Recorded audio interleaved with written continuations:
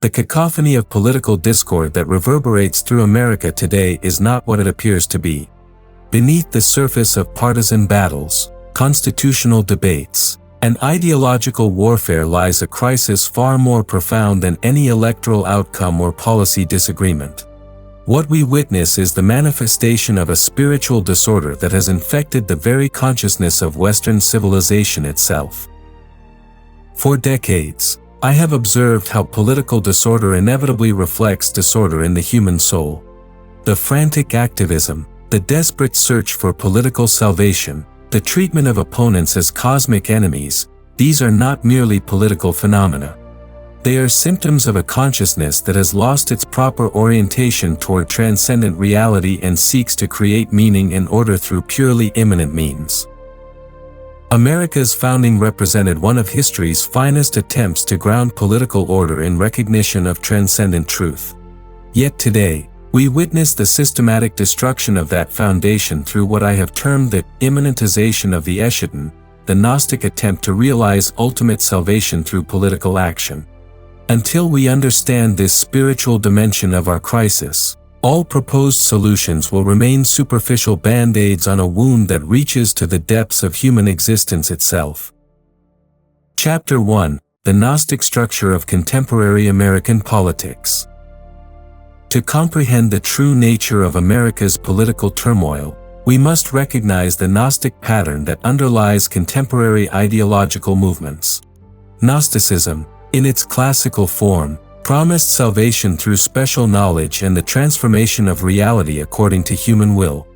Modern political movements exhibit this same structure, though their adherents rarely recognize their own Gnostic consciousness. Observe how contemporary political factions operate. Each presents itself as possessing unique insight into the fundamental problems of existence. Each promises that through political action, the right vote, the correct policy, the proper social transformation, humanity can achieve what amounts to secular salvation. Whether progressive or reactionary, these movements share the conviction that reality can be fundamentally altered through human technique and will. The progressive variant of this Gnosticism manifests in the belief that human nature itself can be reconstructed through social engineering. History, they claim, moves inexorably toward justice, equality, and liberation, and political action can accelerate this process. Traditional institutions, customs, and even biological realities become obstacles to be overcome in the march toward earthly paradise. Conservative Gnosticism, while often overlooking its own nature, similarly seeks to create perfect order through political means. It may invoke traditional symbols and claim to defend established order, but when it treats politics as the realm where ultimate meaning and salvation are to be found, it falls into the same trap of immanentizing the escheaton. Both forms share the fundamental Gnostic conviction that the existing order of reality is radically flawed and can be perfected through human action. They differ only in their vision of what perfected reality should look like. The progressive sees paradise in the future, the reactionary places it in an idealized past that never truly existed. Neither recognizes that the human condition itself contains permanent limitations that no political arrangement can overcome. This Gnostic consciousness explains the religious fervor with which political causes are pursued in America today. Politics has become the realm where meaning, purpose, and salvation are sought. Elections are treated as cosmic battles between good and evil. Political opponents are not merely wrong, they are evil incarnate, obstacles to the realization of terrestrial paradise. The result is the destruction of genuine political discourse, which requires recognition of our common humanity and shared limitations. When politics becomes religion, compromise becomes apostasy, and moderation becomes betrayal of the cause. Chapter 2: The Death of Transcendent Order in American Consciousness. The American founding represented something extraordinary in political history, the attempt to ground political order in recognition of transcendent truth while maintaining proper tension between temporal and eternal realms. The Declaration of Independence speaks of truths that are self-evident and rights endowed by their creator, language that acknowledges a source of order beyond human construction. Yet this foundation has been systematically eroded by the advance of what I call closed consciousness, the mental attitude that recognizes no reality beyond the material world and reduces all meaning to human construction. This closure began with the Enlightenment's confidence in human reason as the sole source of truth, continued through 19th-century scientism and positivism, and culminated in the 20th century's outright rejection of transcendent reality. The consequences of this spiritual closure manifest everywhere in contemporary American life. Constitutional interpretation becomes purely a matter of human will rather than recognition of principles grounded in transcendent truth. Rights are no longer understood as endowments from beyond human authority but as privileges granted by the state or demanded by various groups. Law loses its connection to justice as a transcendent principle and becomes merely the codification of power relationships. Most significantly, this closure has destroyed the proper understanding of human nature itself. Traditional American thought recognized humans as bearing the image of God, finite beings oriented toward infinite truth, capable of both good and evil, requiring both freedom and restraint. This anthropology provided realistic foundations for political order that could account for both human dignity and human limitations. Contemporary consciousness, having lost this transcendent dimension, oscillates wildly between utopian and dystopian visions of human nature. Sometimes humans are perfectible through proper education, social conditions, or genetic modification. Other times they are mere animals driven by power, pleasure, and survival instincts. What disappears is the classical and Christian understanding of humans as essentially spiritual beings living in tension between time and eternity. Without transcendent orientation, American consciousness has become imprisoned within what I term the immanent frame, the assumption that material reality exhausts the realm of existence. Meaning must be constructed rather than discovered. Values are preferences rather than recognitions of truth. Purpose becomes whatever individuals or societies decide to make it. This collapse explains why American political discourse has become so brittle and volatile. When there are no shared principles grounded in reality beyond human construction, when there is no common recognition of transcendent truth that limits human hubris, politics becomes a war of all against all. Every disagreement threatens the foundations of meaning itself, because those foundations rest on nothing more solid than human will and preference. Chapter 3: How Secular Salvation Destroys Genuine Political Order. The pursuit of secular salvation through political means represents one of the most destructive forces in human history, and contemporary America provides a particularly clear example of this phenomenon. When political movements promise to solve the fundamental problems of human existence through social transformation, they inevitably create more disorder than they resolve. Consider the structure of these secular salvation movements. They begin with an analysis that locates the source of human suffering in specific social arrangements rather than in the permanent limitations of the human condition. Racism, capitalism, patriarchy, liberalism, modernity itself, each becomes the root of all evil, the obstacle whose removal will usher in the reign of justice and happiness. This diagnostic phase is followed by the promise of transformation. Through political action, revolution, reform, education, or social engineering, the identified evil can be eliminated and humanity liberated. The movement's adherents become the saving remnant who possess the knowledge and will necessary to achieve this transformation. Opposition is not merely mistaken but represents the forces of cosmic evil that must be overcome. I have witnessed this pattern repeatedly throughout my lifetime, from National Socialism and Communism to the various liberation movements of recent decades. Each promises earthly paradise through the elimination of some supposedly fundamental obstacle to human flourishing. Each treats political action as the path to transcendence itself. the inevitable result is what I call the revolt against reality. Since the human condition itself contains permanent limitations, mortality, finitude, the capacity for both good and evil, any attempt to create perfect order through political means must ultimately wage war against the structure of existence itself. The pursuit of secular salvation becomes the pursuit of the impossible, and the impossibility is typically blamed on insufficient radicalism rather than flawed premises. Take a moment to examine your own political commitments. Do you find yourself treating certain political outcomes as though they were matters of ultimate significance? Do you experience political opposition as existential threat rather than normal disagreement among finite beings seeking the common good within the constraints of reality? These are symptoms of the gnostic consciousness that has infected American political life. In authentic political order, politics occupies its proper place as one important but limited realm of human activity. Political arrangements can be better or worse, more or less just, more or less conducive to human flourishing. But they cannot solve the fundamental problems of human existence, the reality of death, the experience of suffering, the tension between individual desires and social obligations, the presence of evil in human hearts.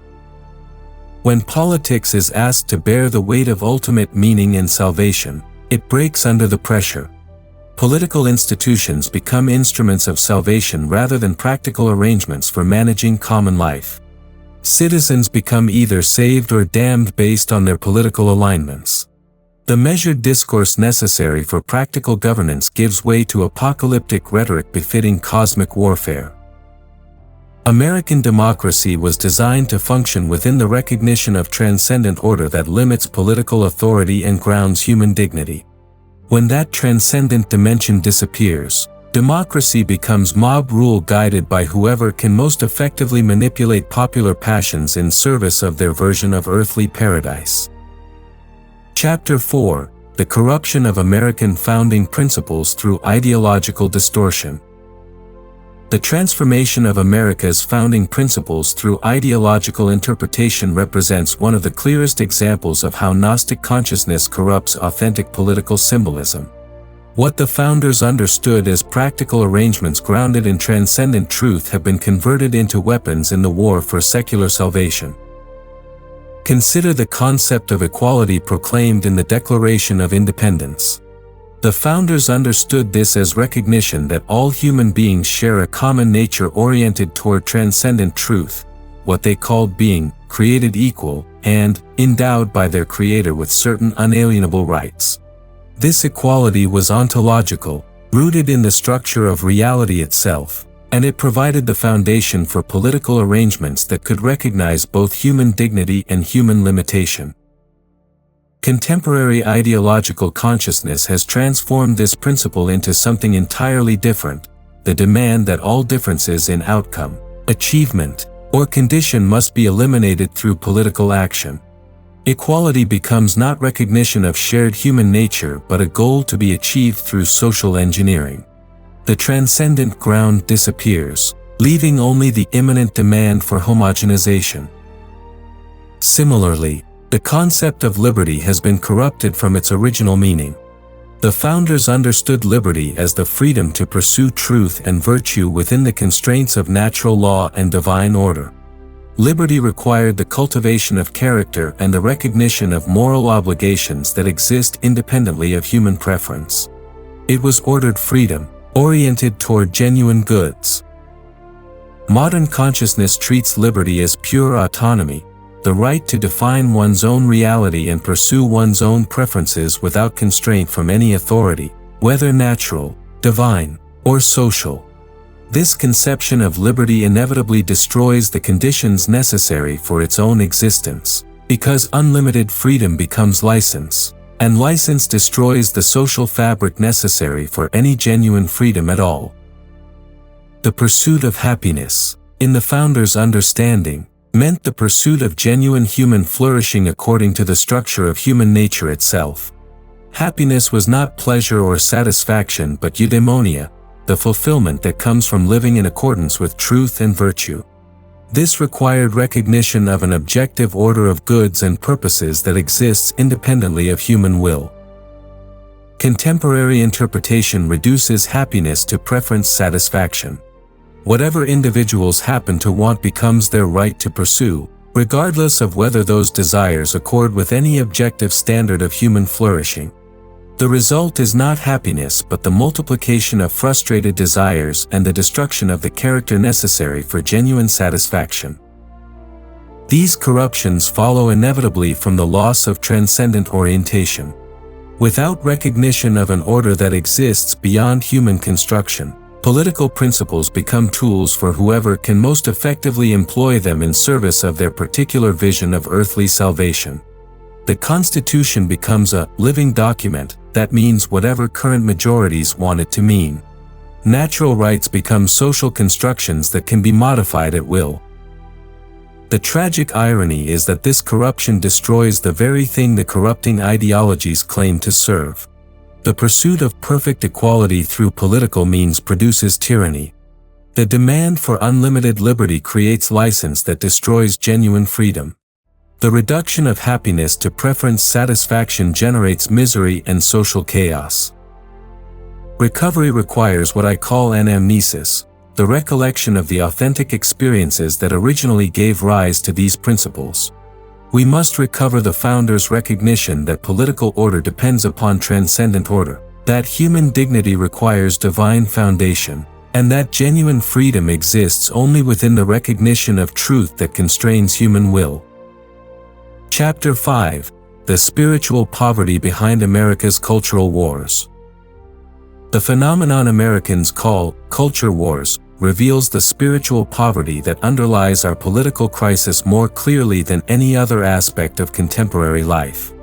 These battles over symbols, narratives, and values are not truly about culture at all, but about the desperate attempt to create meaning and identity from the fragments of a civilization that has lost its spiritual center. Authentic culture emerges from the living encounter between human consciousness and transcendent reality. It develops organically over generations as communities work out their understanding of ultimate questions through art, literature, ritual, and social practice. Culture, in its genuine form, mediates between the eternal and temporal, providing symbols and practices that orient human life toward truth while remaining adapted to particular times and places. What we witness in America today is not the clash of cultures but the competition between ideological constructions that seek to replace authentic culture with manufactured meaning.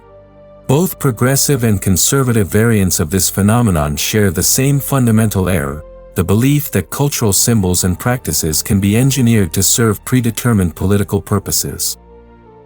Progressive ideology seeks to create new cultural forms that embody its vision of liberated humanity. Traditional symbols are deconstructed and replaced with alternatives designed to promote equality, diversity, and social justice. The assumption is that changing cultural representations will transform consciousness and ultimately reality itself. Art becomes propaganda, education becomes indoctrination, and ritual becomes political theater. Conservative reactions often fall into the same trap from the opposite direction. Traditional symbols are defended not as living expressions of transcendent experience but as weapons in the political battle against progressivism. The flag becomes an idol, religious language becomes partisan rhetoric, and constitutional principles become tribal markers. The transcendent dimension that originally gave life to these symbols disappears, leaving only their instrumental value in cultural warfare. Take a moment to examine your own relationship to cultural symbols. Do you value certain traditions, practices, or symbols primarily for their political utility, or do you encounter in them genuine openings to transcendent reality? The difference reveals whether you participate in authentic culture or merely manipulate cultural fragments for ideological purposes. The spiritual poverty behind these culture wars manifests in their complete inability to generate genuine meaning or satisfaction. No matter which side achieves temporary victory in any particular battle, the underlying hunger for transcendent significance remains unmet.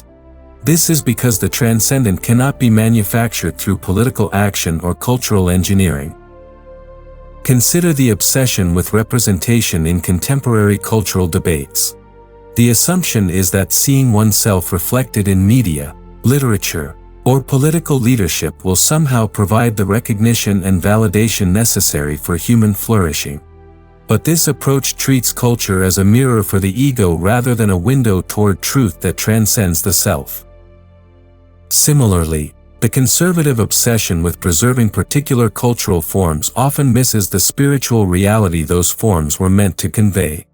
Defending traditional marriage, for example, becomes a political position rather than witness to the mystery of complementary union that points beyond itself toward divine love. The symbol survives while its meaning evaporates. Both approaches reveal the same fundamental disorder, the reduction of culture to politics and the loss of access to the transcendent experiences that alone can generate authentic cultural life. When consciousness becomes closed to reality beyond the material world, cultural symbols become nothing more than tools for group identity and political mobilization. The remedy requires what I have called the recovery of contemplative consciousness, the cultivation of openness to reality that transcends human construction and control. Authentic culture cannot be engineered, it must be received as gift from the encounter between human consciousness and divine reality. Only when Americans recover access to this dimension of experience will genuine cultural renewal become possible. Chapter 6: Recovering Transcendent Order, the Path Beyond Political Salvation. The path beyond America's spiritual and political crisis does not lie in any particular political program or cultural movement, but in the recovery of what I call the fundamental experience of transcendent order. This recovery represents a return to the sources of human consciousness that have been systematically obscured by modern civilization's closure against transcendence. The fundamental experience involves the recognition that human existence participates in a reality that extends beyond the material world and human construction. This is not a matter of religious doctrine or philosophical theory, but of direct experiential contact with the transcendent dimension that constitutes consciousness itself. Every human being has access to this experience, though modern conditions make it increasingly difficult to recognize and articulate. Consider the moments in your own life when you have encountered beauty, truth, or goodness in ways that seem to point beyond themselves towards something infinite and eternal. Perhaps it occurred in nature, in artistic creation, in moral action, or in the recognition of another person's irreducible dignity. These experiences reveal the structure of consciousness as essentially oriented toward transcendent reality. The ancients called this orientation eros, the love that draws consciousness beyond itself toward ultimate reality. Plato understood that this erotic movement of consciousness provides the foundation for all genuine knowledge, including knowledge of justice and political order. The soul's ascent toward the good illuminates the proper ordering of human relationships and social institutions. Christianity deepened this understanding by revealing that the transcendent reality toward which consciousness is oriented is not merely abstract principle but personal love that calls each individual into relationship. The recognition that humans are created in the image of God provides more adequate foundation for political order than any purely philosophical anthropology, because it grounds human dignity in reality that cannot be dissolved by human analysis or destroyed by political action. The American founders drew upon both classical and Christian sources in their understanding of transcendent order, though they may not have fully appreciated the dependence of their political principles upon these spiritual foundations. The self-evident truths they proclaimed are evident only to consciousness that recognizes reality beyond material existence and human preference. Recovery of transcendent order requires what the classical tradition called anamnesis, the recollection of fundamental experiences that modern consciousness has forgotten. This is not a matter of accepting authorities or doctrines, but of awakening to dimensions of reality that remain permanently accessible to human consciousness, though they may be overlaid by cultural conditioning and ideological distortion. The practice of anamnesis involves several elements. First, the cultivation of wonder, the capacity to be astonished by existence itself rather than taking reality for granted. Second, the development of contemplative attention that can recognize transcendent meaning within temporal experience. Third, the courage to resist the pressures toward closure that characterize modern consciousness. Most importantly, recovery requires what I call existential resistance to the gnostic consciousness that pervades contemporary American culture. This means refusing to treat politics as the realm of ultimate meaning, declining to seek salvation through social transformation, and maintaining openness to reality that exceeds human control and comprehension. Such resistance does not require withdrawal from political engagement, but it transforms the character of that engagement. Politics returns to its proper place as one important but limited sphere of human activity. Political action becomes service to the common good within recognition of permanent human limitations rather than pursuit of impossible perfection. The individual who recovers access to transcendent order becomes what I call an island of order in the chaos of contemporary consciousness. Such persons can engage political questions without being consumed by political passion, can recognize both the importance and limitations of temporal arrangements, and can maintain hope based on participation in reality that transcends all particular political outcomes. Chapter 7: Spiritual Resistance and the Restoration of Authentic American Order. The restoration of authentic order in American life cannot be achieved through political means alone, because the crisis we face is fundamentally spiritual. Yet this does not mean retreating from public engagement, but rather transforming the quality of that engagement through what I call spiritual resistance to the disorder of contemporary consciousness. Spiritual resistance begins with the recognition that the ultimate battle is not between political factions but between truth and untruth, order and disorder, openness and closure to transcendent reality. The person who achieves this recognition can engage political questions without being captured by the Gnostic consciousness that treats politics as the realm of salvation. Such resistance manifests first in the cultivation of what I call cognitive order, the disciplined attention to reality that refuses to be manipulated by ideological distortion. This requires developing the capacity to distinguish between authentic experiences of transcendent order and their Gnostic imitations. The difference lies not in the content of particular beliefs but in the quality of consciousness from which they emerge. Authentic experience of order arises from openness to reality that transcends human control and comprehension. It generates humility, wonder, and recognition of permanent mystery at the heart of existence. Gnostic consciousness, by contrast, claims special knowledge that eliminates mystery and provides techniques for controlling reality according to human will. The practice of spiritual resistance involves several concrete elements. First, the cultivation of contemplative disciplines that maintain consciousness in contact with transcendent reality. This may take the form of prayer, meditation, philosophical reflection, or artistic creation. Whatever practices help individual consciousness remain oriented beyond the immediate pressures of political and social life. Second, spiritual resistance requires what I call educational resistance to the dominant intellectual culture that promotes closure against transcendence. This means recovering access to the great tradition of classical and Christian thought that understood reality as fundamentally spiritual in character. Reading Plato, Augustine, Aquinas, and other classical authors with attention to their experiential content rather than treating them as historical curiosities. Third, authentic resistance must create what I term communities of discourse that can sustain genuine philosophical conversation about ultimate questions. The dominant culture makes such conversation increasingly difficult by reducing all disagreement to political conflict or cultural prejudice. Recovery requires finding or creating spaces where fundamental questions can be explored with proper intellectual seriousness. Most importantly, Spiritual resistance must manifest in concrete action that embodies transcendent order within temporal circumstances. This might involve excellence in one's professional calling, the cultivation of authentic friendship and family relationships, participation in genuine educational communities, or the creation of artistic and intellectual works that open consciousness toward transcendent reality. Take a moment to consider how you might contribute to this spiritual resistance.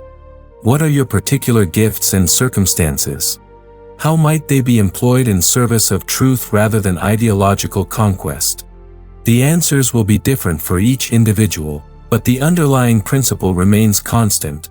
Authentic order can only be restored through persons who have recovered access to the transcendent dimension of existence.